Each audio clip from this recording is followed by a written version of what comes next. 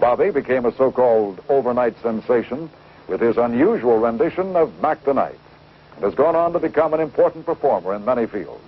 Bobby Darin, singer, actor, nightclub and TV performer, who has decided to take a long look at where he goes and what he does, in the realization that home, family, and friends are very important in the total picture.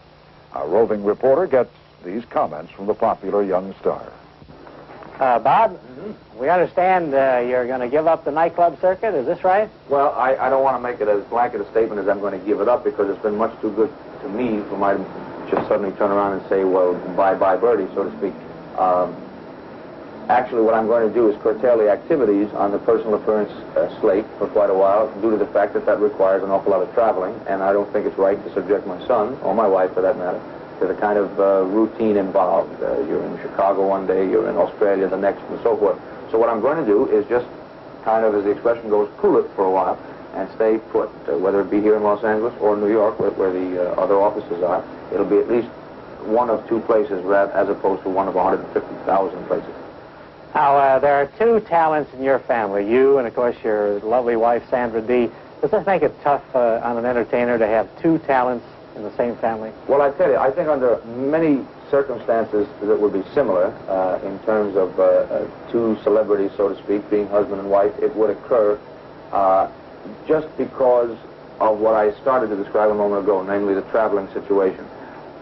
Most things can be worked out, and in this particular case, as all cases actually, you should place an importance on place a value on what really is important to the individual. For example, at one time in my life, the most important thing to me was my career. No question about it. I didn't care how far I had to travel and how many times a day I had to get up to go here, there, and the other place. I married 3 years now. I have a 2-year-old son. Those circumstances have suddenly become more important than the traveling and the career. Now, my career is important. It's a means for making a living. It's something I love to do, no question about it, no matter what type of performance. However, I felt within myself I had to make an adjustment.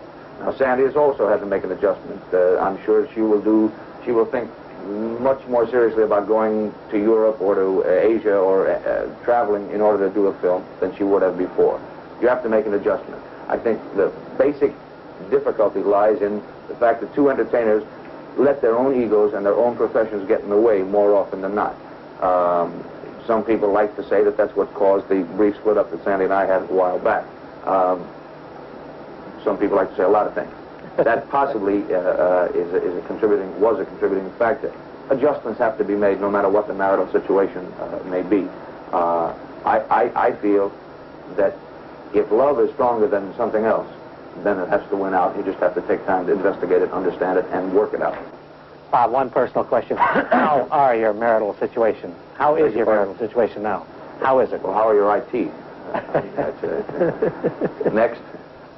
All right, now, your career started with, I think, with the great version of Mac the Knife. Is this true? Well, I don't think any career starts with a particular record. It's like Harry Belafonte's classic line about it took him 31 years to become an overnight success. You work for something. Now, when the public gets a chance to hear something and accept something that they like, then for all intents and purposes, you are born right at that moment. I had 4 or 5 hit records before Mac the Knife, appealing to a younger set, per se. They were rock and roll hits. And prior to that, I had 7 or 8 complete failures that didn't appeal to anyone except my immediate family, I'll be honest with you. So that when you say Mac the Knife, it's the biggest single factor contributing to the value of the name Bobby Darin, certainly. The song was around for years. I didn't create it, I didn't write it, and I didn't do anything to it except treat it a little differently. And I think the arrangement was as much, if not more, the selling point of the song as was my particular lyric interpretation.